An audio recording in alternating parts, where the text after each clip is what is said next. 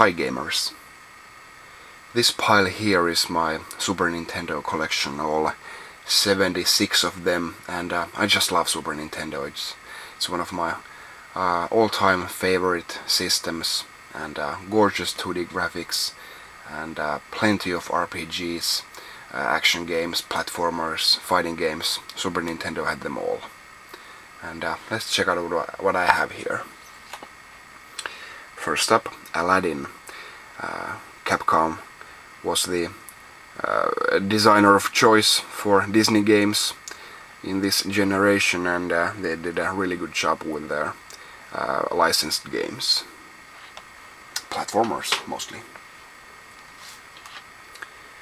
Another World, a really unique platformer game that uses this quite special graphical style. You really have to see it in action to appreciate it, and was something really unique back in the day. Truly a fantastic atmosphere in the game.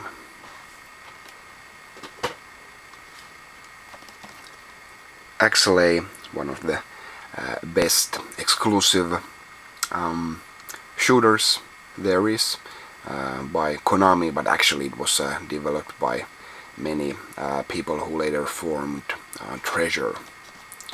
And there are both vertical and horizontal sections here, so great variety as well, but fantastic graphics.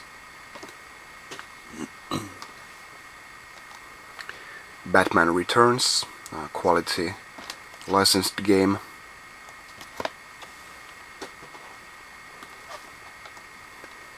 Battle Clash for the Nintendo Scope peripheral. Actually, I'm missing the Nintendo Scope Scope 6 cartridge. That game came with the Scope itself, had 6 games, mini games there, but this is a full release, and yeah, just action, shooting at the big robots here that appear on the screen. A basic light gun game. In short, there was also a second Battle Clash, but that one I don't have.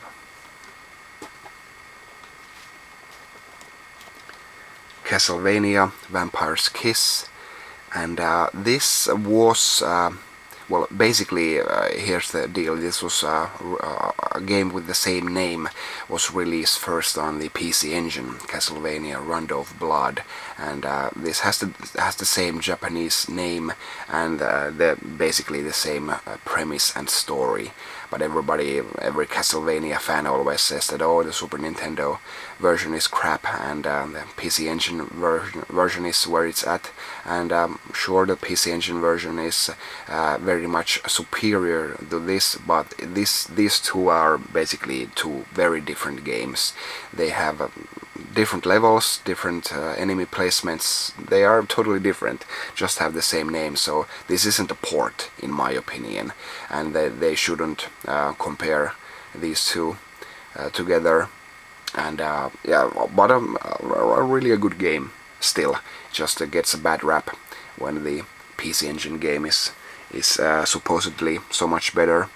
I think ironically it's there's basically one thing that makes these similar, is that they both have a first level set in a flaming city, and ironically that only thing is actually looks better on the Super Nintendo.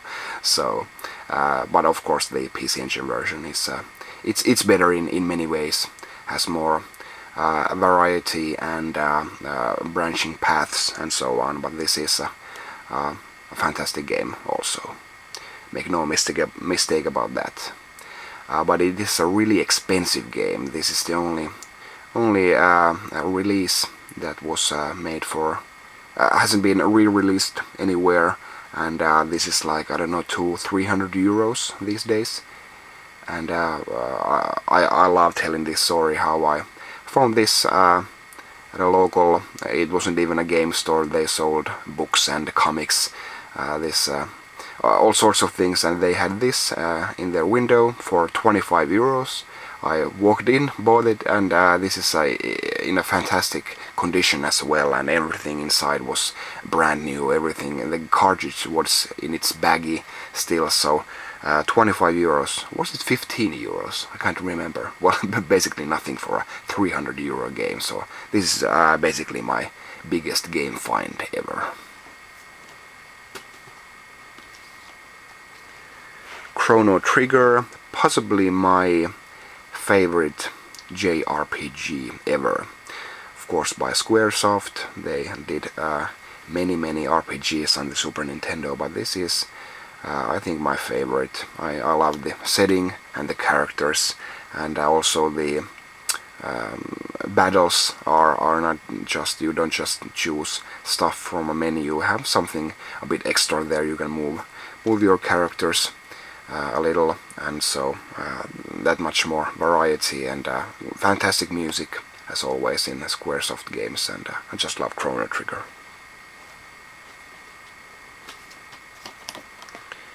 Cutthroat Island, just basic licensed stuff. Cybernator, another action shoot 'em up game from Konami, top-notch stuff.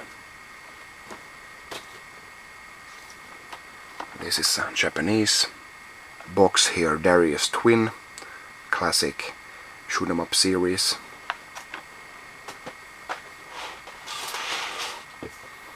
And then we get to the Donkey Kong series, Donkey Kong Country 1, and here I have Donkey Kong Country 2 in this big box with a Nintendo Power player's guide inside, and Donkey Kong Country 3.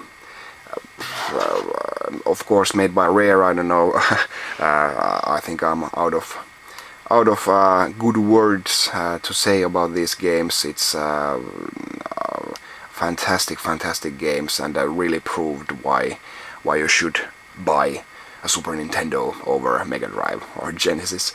Back in the day, these were huge pieces of ammo in the Nintendo versus Sega debate. And the first Donkey Kong Country, it looked so good graphically that the people couldn't believe it was a Super Nintendo game. Everybody believed that it was for Nintendo's next generation machine. But no, it was Super Nintendo, and still looks very charming to this day. But back in the day, it was something so amazing that people even couldn't believe it. But absolutely top-notch platformers here.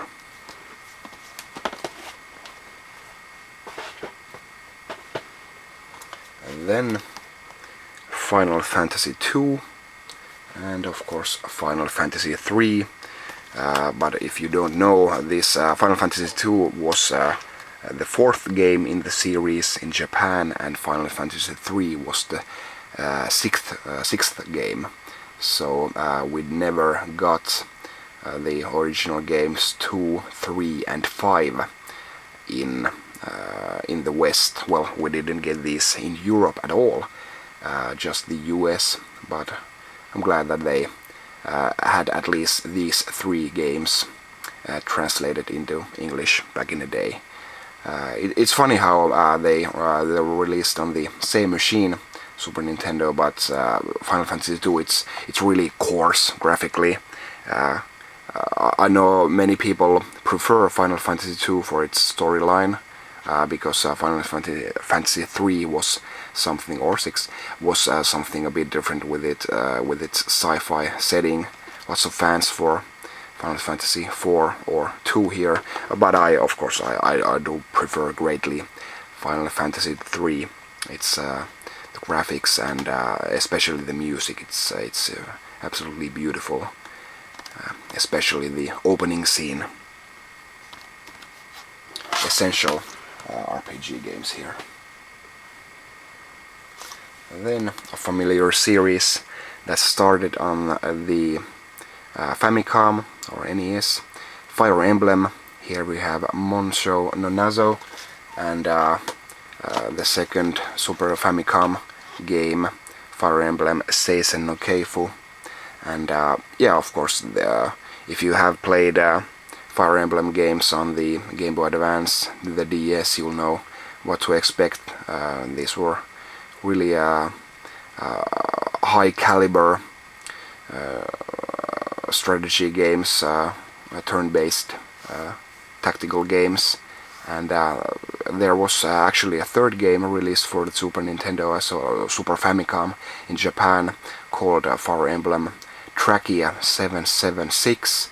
Sadly, I don't have that game yet. And actually that was the last game ever released for the Super Famicom.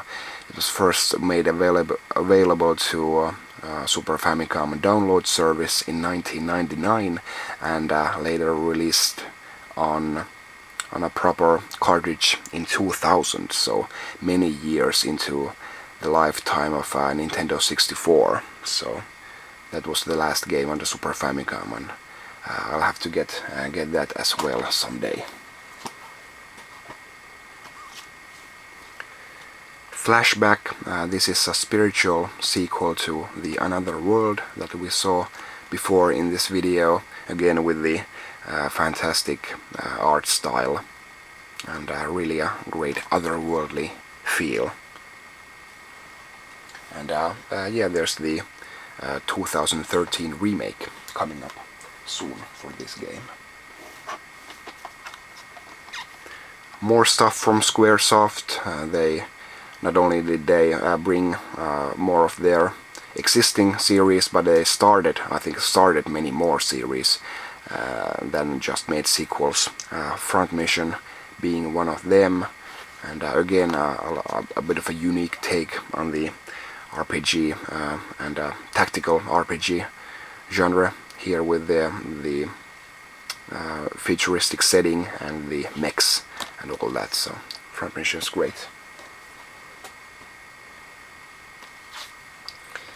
And then F-Zero, I've said it before that I'm not really a racing game fan, but F-Zero just gets my blood pumping. I love the characters and the setting and the music. Although the first game here had quite different music compared to the Nintendo 64 F-Zero X. These are more, I don't know, more electronic and more moody and more upbeat tunes here, whereas the F-Zero X had just heavy metal, I guess. But I just love F-Zero, and it was a real jaw-dropper with its Mode 7 graphics, and was again something the Super Nintendo was very proud of to have over the Mega Drive Genesis. Also have here a sealed copy, VGA graded, of F-Zero.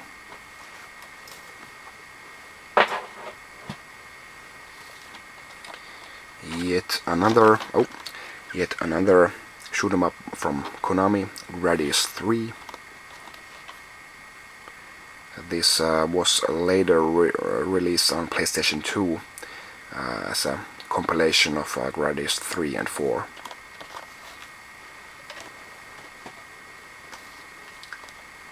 Illusion of Time, an RPG not from Squaresoft this time, but from Enix.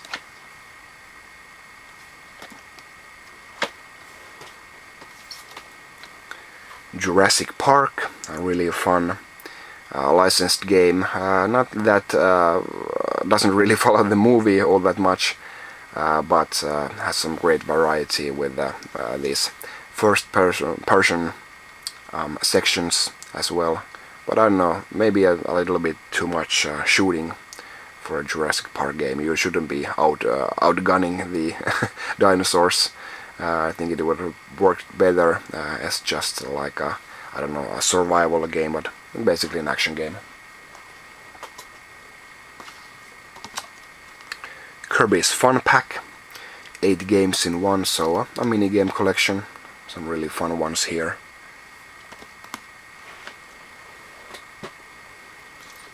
And Kirby's Ghost Trap, puzzle game with just Kirby characters tacked on here. Nothing too special. Krusty's Super Funhouse, Simpsons brand of puzzle gaming. Kind of reminds me of Lemmings, except instead of saving the lemmings, you're supposed to eradicate the rats here in Krusty's Super Funhouse. Love the graphics here as a kid, very detailed and great cartoon feeling.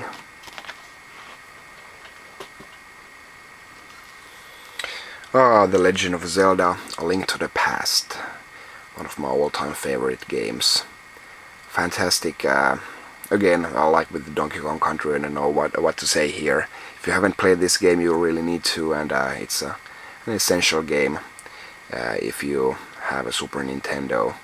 It's I think the biggest merit here is that it's all a big puzzle with the two different worlds, light and dark worlds, and everything you do in the other world might have something that affects the other world as well. So you're constantly thinking in different dimensions here.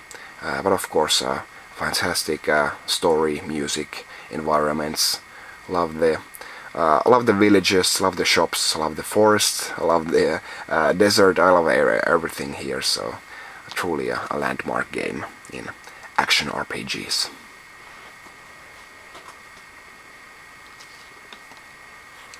More Capcom Disney goodness here. Magical Quest starring Mickey Mouse. Fantastic graphics. To me as a kid, I used to love this. It's, again, like a cartoon in motion. I love the fact that Mickey here could get these disguises that changed what he could do, like a fireman. Mickey could shoot water and put out fires and stuff like that. Really a charming story as well about Pluto being abducted. And then the Mega Man X series. There were 3 of these on the Super Nintendo. Mega Man X,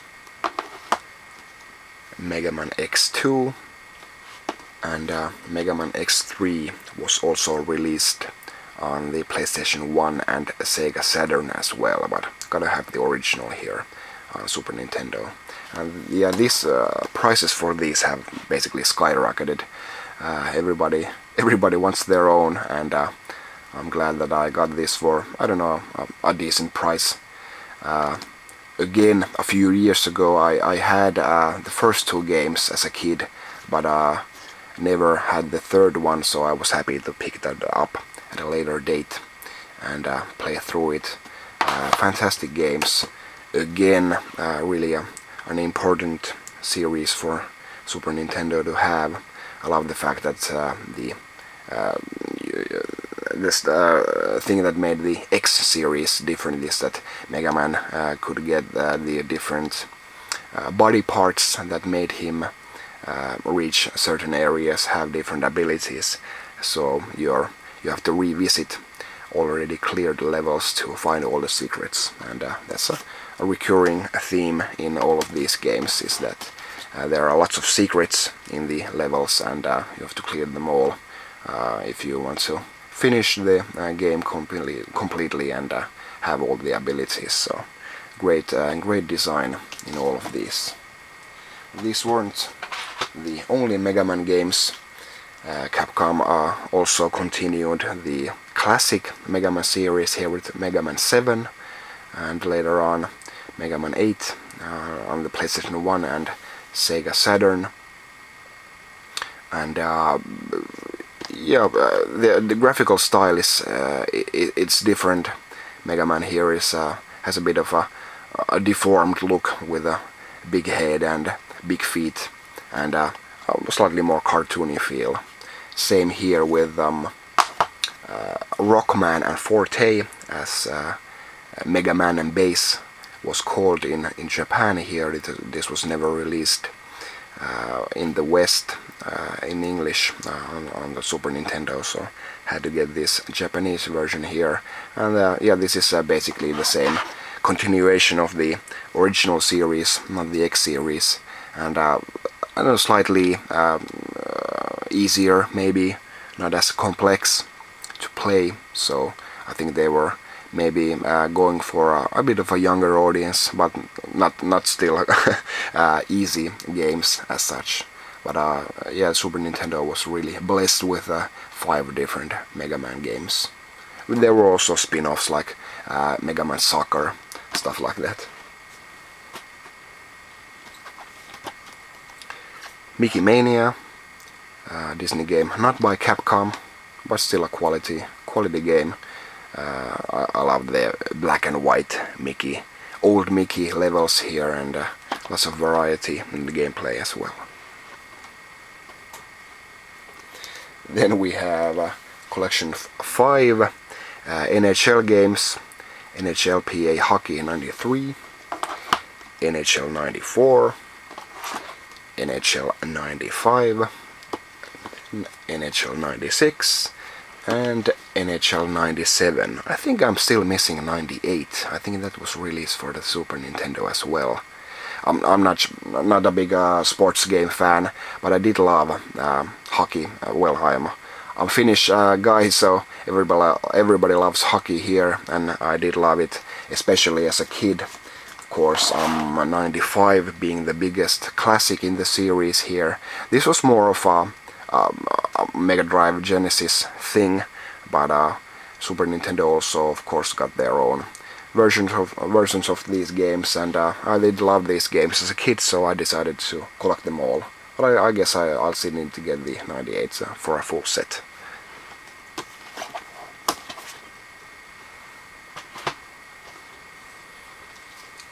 Then Pilot Wings, a classic Nintendo series in my opinion. It's something quite unique to have a game where you don't shoot anything or nothing blows up, and so Pilot Wings, it's I guess you can call it a sports game as well, but it's really relaxing. I just love Pilot Wings. There are different events here with you can fly a plane, or hang glider, or parachute jump, and they made even more events available on Pilot Wings 64. But this is the original, of course, again wowing people with its Mode 7 graphics here. Great stuff. RoboCop 3, crap. And then some more stuff from Squaresoft, Romancing Saga.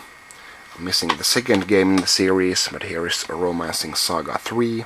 Again, like with the Final Fantasy games, the first Romancing Saga here looks quite crude when compared to the beautiful graphics of the third one here. And yeah, Squaresoft really backed Nintendo up with Super Nintendo. I guess that's why people were so outraged when they didn't support Nintendo with the Nintendo 64. Even more Squaresoft. Now we're getting the really big classics, Secret of Mana. And this is the most unique thing about this. Well, this isn't a turn-based game, turn-based battle like with almost all other Squaresoft games. So this is a real-time action RPG. The unique thing here is that you can play it with 3 players with a multi-tap and 3 controllers, and play a full-fledged RPG of dozens of hours with 2 friends with you, and that's something quite unique even to this day. So really a great game, and this was of course when compared to all the other stuff that the Square made, this was something very different with its real-time battle. There's also a sequel to this, Seiken Densetsu 3, commonly known as Secret of Mana 2.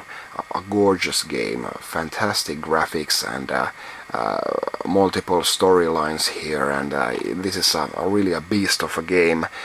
This was coming to the West as well, but sadly they never translated it to English.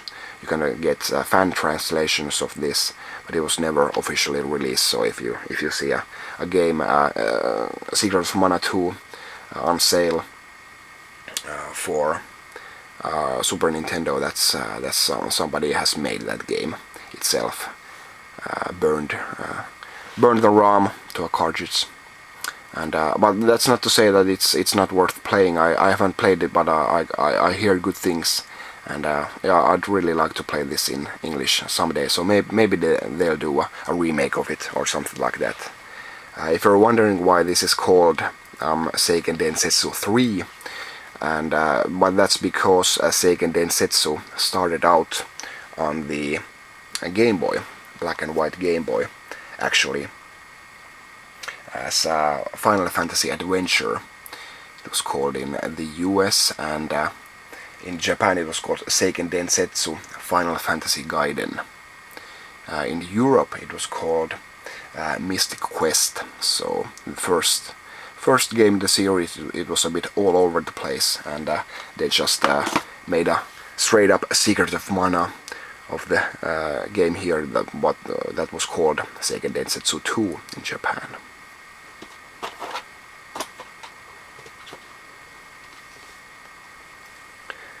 SimCity, of course, was all the rage back in the day, and Super Nintendo, of course, had to have its own version, even though it's, of course, the PC version is infinitely more playable, but still a nice addition to the game library of Super Nintendo.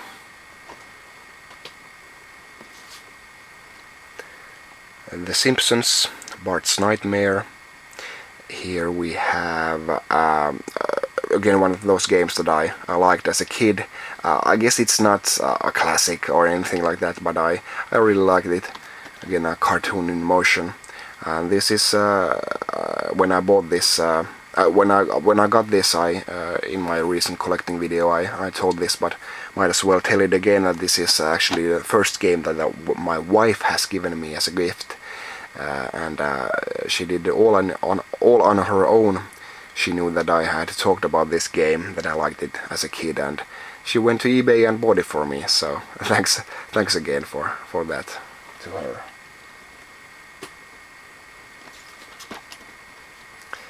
Spider-Man X-Men Arcade's Revenge.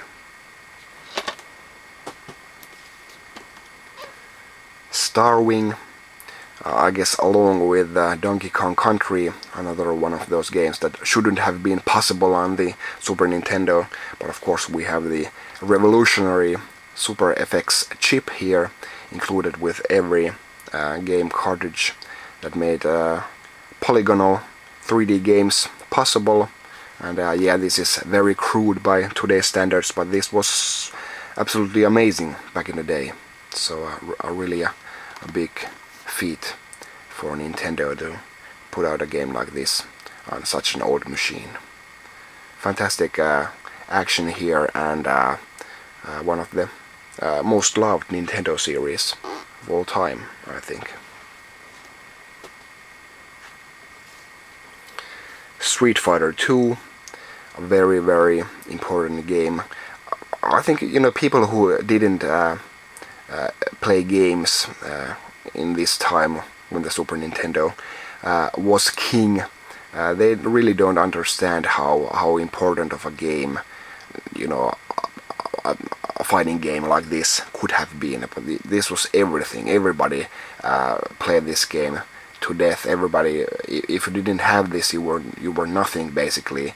And this was every kid wanted this, and this was released on other machines as well, but it's really tied to Super Nintendo in my and many other gamers' minds.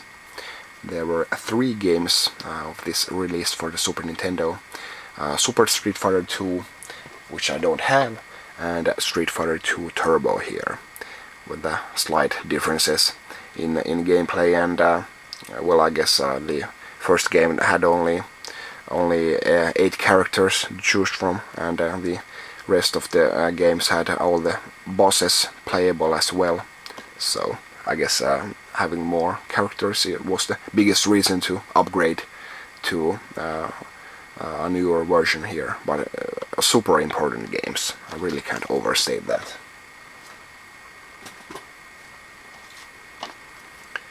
Stunt Race FX, another Super FX game with polygonal graphics, this time a racing game.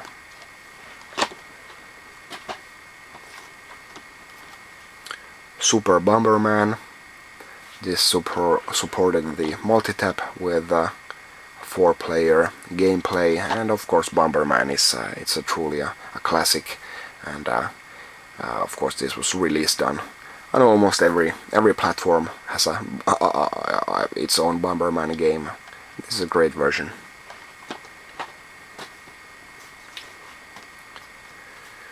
Super Castlevania 4 came in early in Super Nintendo's life, and it was one of those big games that sold people on the power of Super Nintendo over the NES, and classic NES series Castlevania, and with the 4th game here, that's many people knew that okay, I need to get a Super Nintendo now.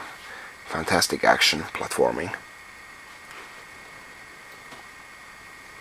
And then we get to the Mario games. These are in alphabetical order, so not release order, but let's start here. Super Mario All-Stars, of course, a collection of 4 Mario games, 1, 2, and 3, and Lost Levels as well, which is the original Super Mario Bros. 2 from Japan, and the first time we had that game here in the West. And all of these have basically an HD remake of its graphics here, music redone as well, and this is basically the game that everybody should take to a desert island for classic Mario games with improved visuals and music, and this was a great release back in the day. Great excuse to play all the classics again, even if you did have your NES and all the games for it.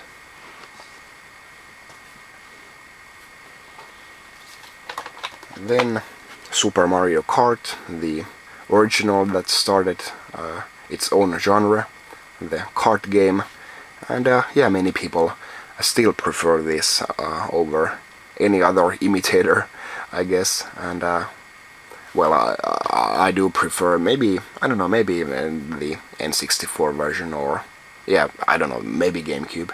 But yeah, this is of course was a great fun. Again with Mode 7 graphics, looked absolutely great.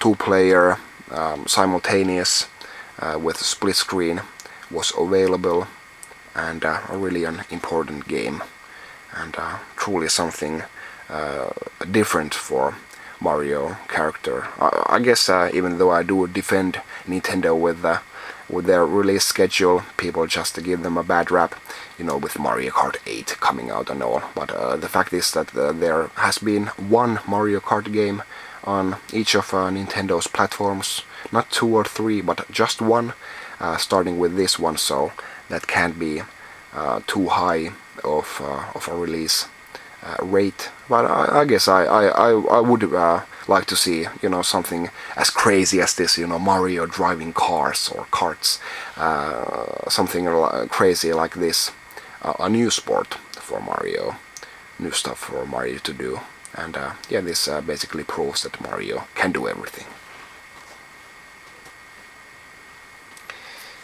But here we have Super Mario World, the game that launched with the console itself.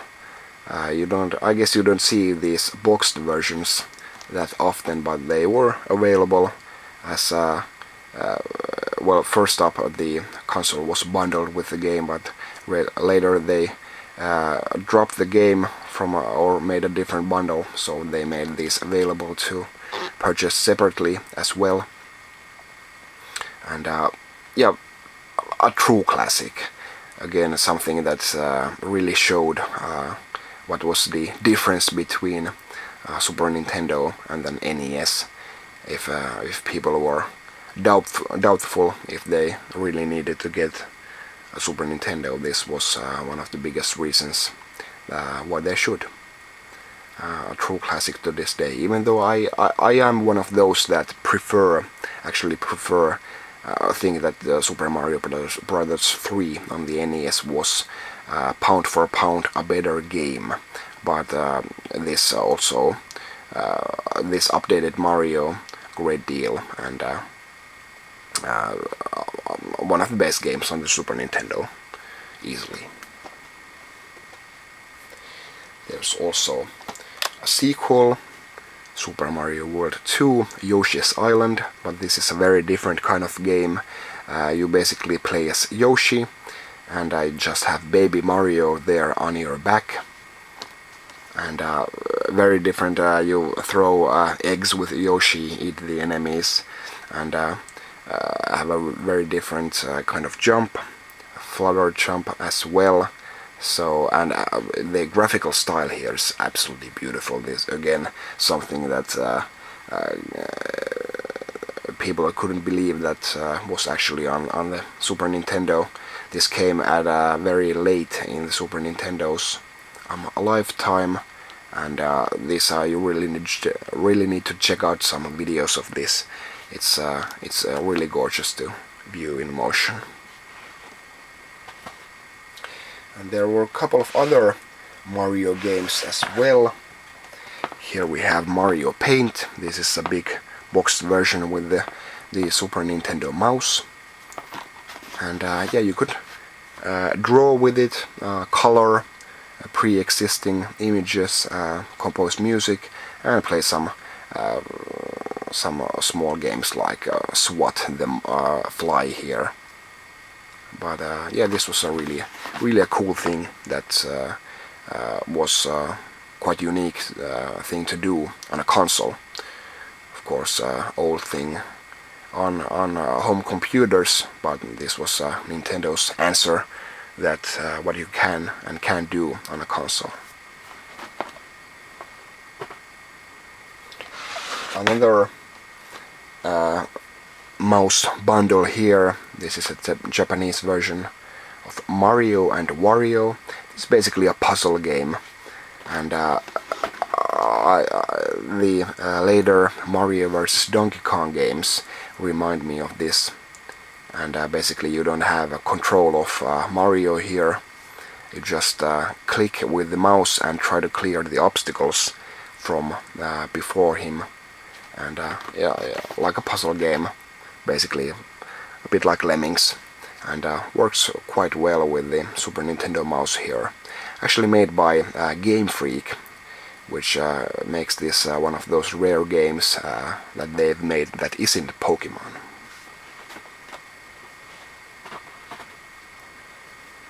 And one final Mario game here.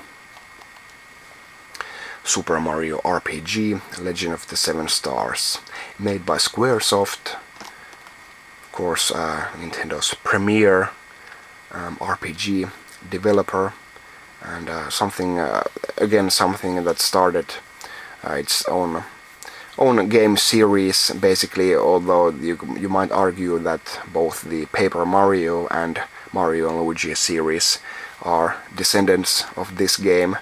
They both have the same battle system where you can make your attacks more powerful by pressing buttons in different right points. So not just you don't just choose the attacks from a list. You need to actively engage in the battle here. And the other thing that all these games have in common is really a great sense of humor. The dialogue is great in all games, starting from this one, and Nintendo has had really a great sense of humor of itself, really ironic stuff with people talking about, Mario, you have a really great bounce, can you show us how you jump and stuff like that. So good fun all around, and quite a unique graphical style as well, a bit like Donkey Kong Country with these pre-rendered visuals here. Then we go to another big boxed game, Super Metroid, which includes a player's guide here inside. And Super Metroid, it's I really have trouble to deciding what's the best game for the Super Nintendo, but Super Metroid is definitely up there in the top 3, possibly even the best game on the system. And such a trailblazer. It was something so momentous back in the day. Of course, now big sprawling adventure games that have you have to backtrack and open new area, stuff like that. That's commonplace. But Super Metroid really pioneered many of the things that have been used in adventure games since. Gorgeous graphics, again, really a nice feel of isolation here.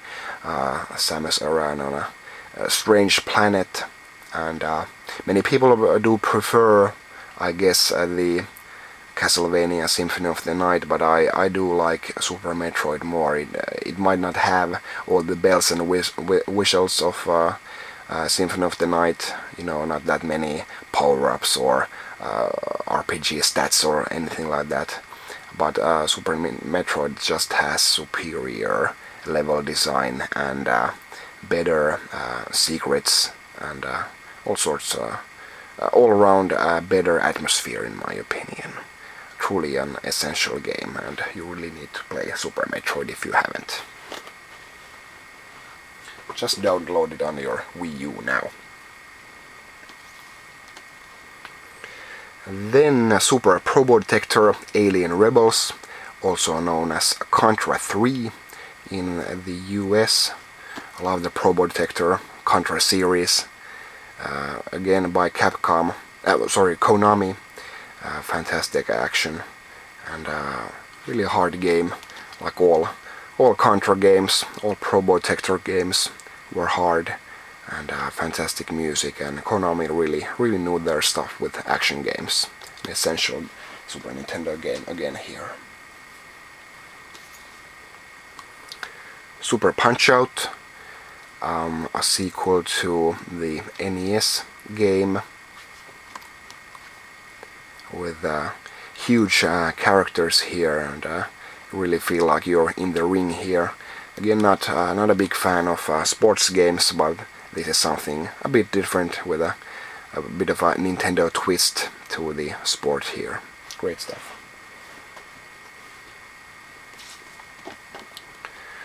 Super Smash TV, loved playing this with my brother. Great two-player game. Again, a top-down view of action. You have this a single room in view, and you have to clear every enemy that comes in. And lots of power-ups. Really a crazy announcer here with great digitized sound, and great this game show feel to it. Just love it. Great action and really tongue-in-cheek.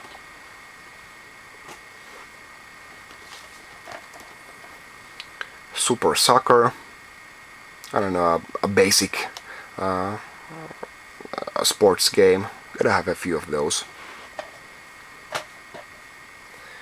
Like also a Super Tennis here. And then we have a trio of Star Wars games. Super Star Wars, and The Empire Strikes Back, and Super Star Wars Return of the Jedi. Really great licensed games, lots of variety, These are basically side-scrolling action games, but you also get to ride and fly, all sorts of things. So great variety here. Really great graphics.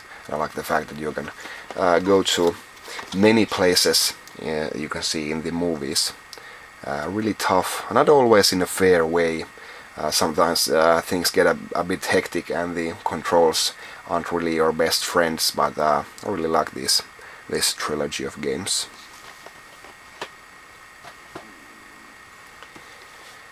Same can't be said about this. Terminator 2, the arcade game. Of course, you recognize the LJN logo here from Angry Video Game Nerd fame. Basically a light gun game. You can use the Super Scope here, but also you can click away with the Super Nintendo mouse. Tetris 2. I know how can you expand upon Tetris, and basically you can't. Every time, if Tetris, the first game, is a mathematically perfect game. If you make anything different, you know, change the blocks or widen the well that the blocks fall into, the game gets worse. So that's basically what we have here. There is more variety and you know, a new Tetris challenge here, but the rules just aren't as great as with the original Tetris, which is it's perfect. Then we have Tin Star, another Nintendo Scope game, and you can also use the Super Nintendo mouse like with the Terminator 2 game. We have Tiny Toon Adventures, Buster Busts Loose. Finally, a game from Konami that isn't action, a good old-fashioned platforming game here. Really quality stuff. And one final game, yet another Super Scope game. They did quite a few of these. I don't even have them all, but it's good that they supported the peripheral, even though this isn't one of the best X-Zone. And I guess that is that. I think this was one of my longest videos, so if you made it all the way through here, I thank you very much. And you can believe me that Super Nintendo had tons and tons of fantastic games. I really hope you check them out if you haven't, especially Super Metroid. This is one of the all-time greats. Thanks for watching. I'll see you next time. Bye.